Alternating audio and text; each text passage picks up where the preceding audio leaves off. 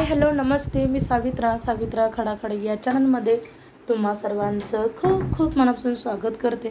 चला तर मग आजच्या नवीन दिवसाच्या नवीन ब्लॉगला सुरुवात करूया। तर मी आज बनवणार आहे मिसळ पाव बनवणार आहे। खूप दिवस झाले बरं का मिसळ पाव घरी बनवलीच नव्हती। चला म्हटलं आता उन्हाळ्याचे दिवस चालू झालेले आहेत, काहीतरी म्हणजे वेगळं बनवूया, म्हणून मी आज ना विशेष म्हणजे मिसळ पाव बनवण्यासाठी तयारी करते। इकडे बघा मस्तपैकी अशी ना मटकी घेतलेली आहे आणि मग छानपैकी बघा त्याला किती छान अशी मोड आलेली आहे, तुम्ही पाहू शकताय। आणि मी कुकरला ना आता मटकी लावून घेते आणि एक शिट्टी काढून घेणार आहे। मटकीची आपल्याला जर मिसळ पाव बनवायची असेल तर आपण ना एक शिट्टी काढायची कुकरला लावून मटकी। आणि मी इकडे बघा पाण्यामध्ये अर्धा चमचा हळद आणि अर्धा चमचा मीठ टाकलेलं आहे आणि मटकी पण टाकून घेतली। म्हणजे मटकी घातल्यानंतर ना एक शिट्टी जर काढली ना खरंच खूप भारी टेस्ट येते आणि आपण पाण्यासकट ते मिसळ पावमध्ये ना मिसळच्या ह्याच्यामध्ये ओतायचं आहे। आणि तुम्ही पाहू शकता इथे एक शिट्टी झालेली आहे आणि मी ना इकडे मिसळ पावाची तयारी करते। आणि जे जे काही मसाले लागतात ना, खोबरं घेतलेलं आहे आणि काळा मसाला, मीठ, जिरं, मोहरी नाही बरं का, आणि आलं, लसूण, कांदा, टमॅटो, कोथिंबीर आणि तेल, लाल तिखट वगैरे घेतलेली आहे। आणि मी इकडे ना सगळं साहित्य झालेलं आहे घेऊन आणि ते आता मी मिक्सरला वाटून घेणार आहे, खोबरं, लसूण, कोथिंबीर वगैरे। आणि तुम्ही पाहू शकता इतकं आता ना उन्हाळ्याचं भरपूर असं ऊन वाढलेलं आहे आणि दररोज आपल्याला कसं भाकरी चपाती अशी जात नाहीये। आता उन्हाळ्यामध्ये ना जास्त पाणी प्यावंसं वाटतं, पण अन्न काही तेवढं जास्त जात नाही, काहीतरी वेगळं थोडंसं खावंसं वाटतं।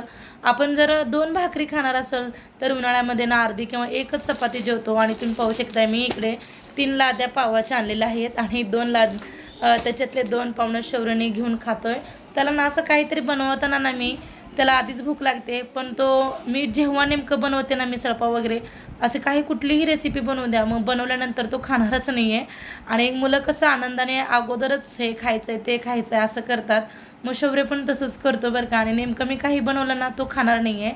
आणि मी इकडे ना खोबरं घेतलेलं आहे, सुकं खोबरं, आणि ते छानपैकी ना मी आता भाजून घेतले आणि थंड झाल्यानंतर ते मिक्सरला वाटण लावणार आहे। आणि कांदा, टमॅटो ते पण मी बारीक चिरून घेतलेला आहे आणि ते पण मी भाजून घेते कढईमध्ये। आणि एक शिट्टी झाली आणि छानपैकी बघा मटकी आपली शिजलेली आहे आणि तुम्ही पाहू शकताय जास्त ओव्हर कुक नाही करायचा बरं का मटकीचा। आणि एक शिट्टी काढली ना खूप छान अशी मिसळ पाव बनते। आणि इकडे ना खोबरंचं पण वाटण मी करून घेतलेलं आहे आणि आता ना कांदा, लसूण, कोथिंबीर आणि सगळं मी मिक्सरला पण वाटून घेते। आणि अजून थोडंसं मला वाटलं मसाले कमी होतात म्हणून मी अजून थोडंसं खोबरं घेतलं आणि मिक्सरला वाटून घेते। आणि खरंच खूप भारी लागतं बरं का मिसळ पाव। आणि बरेच दिवस झाले मी बनवलेच नव्हते, चला म्हटलं आज वेळ आहे तर मिसळ पाव बनवूया। आणि इकडे ना खोबरं मी बारीक वाटून घेतलेलं आहे आणि मला मटकी शिजलेली अशी मटकी असते ना ती मला खायला प्रचंड आवडते। मी मिक्सरला वाटून घेताना बघा थोडीशी मी खाल्लेली आहे, तुम्हाला दिसतच असेल मध्ये। आणि आता ना कांदा, लसूण वगैरे मी टमॅटो वगैरे मिक्सरला वाटून घेते आणि सगळं पूर्ण आता थंड झालेलं आहे। मिक्सरला आपण जर लावून घेत असेल तर ना ते अगोदर थंड झाल्यानंतरच आपण मिक्सरला लावायचं। मी इकडे ना मिक्सरला वाटायला घेतलेला आहे आणि शौर्य बघा मध्येच आलेला आहे, त्याला ना आता फरसाण वगैरे खायचं होतं, पाव तिथं सोडला आणि आता फरसाण खायला आलेला आहे।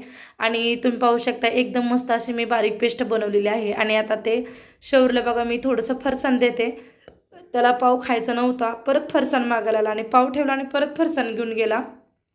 इकडे मी कढई गरम करायला ठेवली, तेल 1.5-2 चमचे तेल टाकलं। आणि आपण जर असं मिसळ पाव वगैरे काहीतरी बनवायचं असेल ना तेलाची अजिबात कंजूसी करायची नाहीये। तेल टाकल्यानंतर जिरं टाकून घेतलं आणि लसूण, कोथिंबीर आणि थोडीशी अद्रक वगैरे पेस्ट टाकून घेतलेली आहे तेलामध्ये। आणि बारीक वाटून घेतलेलं खोबरं पण मी ॲड केलेलं आहे। आणि मसाले ना अजिबात असलं मिसळ पाव वगैरे बनवताना मसाले टाकायला अजिबात कंजूसी करायची नाहीये, कंजूसी केली ना आपली रेसिपी छान होणार नाही बरं का। आपण मसाले टाकताना आणि तेल वगैरे वापरताना ना जास्तीतच टाकायचं, म्हणजे खूप छान त्याचा फ्लेवर पण येतो। जास्तीचं म्हणजे मध्यमध्ये टाकायचं। आणि कुकरला बघा इतकी छान आता मटकी शिजलेली आहे आणि मी पाण्यासकट मी ते आता फोडणीमध्ये ओतून घेते। खूप काही अवघड नाही बरं का ही रेसिपी।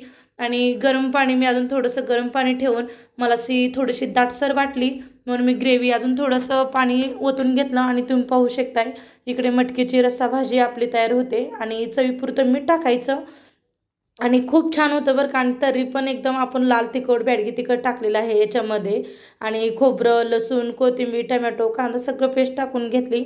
आणि आता मस्तपैकी बघा आता आपलं मिसळ पावची म्हणजे भाजी शिजते. खूप छान आता शिजते. एक 5 मिनटं एक उकळी काढायची आणि खरंच खूप भारी लागतं बरं का.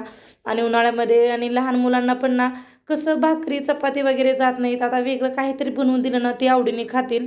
मग आपल्यालाही तसंच वाटतं, मोठ्यांना पण उन्हाळ्यामध्ये जास्तीचं जातच नाही आहे. न जास्त सारखं पाणी पिऊन पिऊन आपल्याला पण नकोसं वाटतं. म्हणून म्हटलं आता चला वेळ आहे तर आज आपण मिसळपाव बनवायला घेऊया. आणि बघा इकडे एकदम मस्त आता ग्रेव्ही तयार झालेली आहे आणि खूप छान असं झालेलं आहे बघा मिसळपावची भाजी.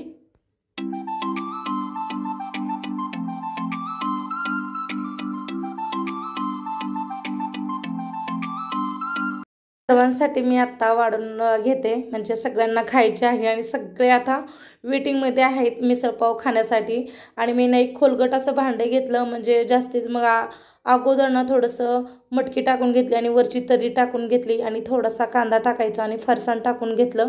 माझ्याकडे बारीक शेव नव्हती म्हणून मी शेव टाकली नाही आहे. बारीक चिरलेली अशी कोथिंबीर, लिंबू आणि थोडासा बारीक चिरलेला कांदा आणि पाव घेतलेला आहे. तुमच्याकडे जर बारीक शेव असेल तर तुम्ही नक्की बारीक शेव वापरा आणि खरंच खूप भारी लागतं. आणि कोणाकोणाला असं मिसळपाव आवडते मला नक्कीच कमेंट बॉक्समध्ये सांगा.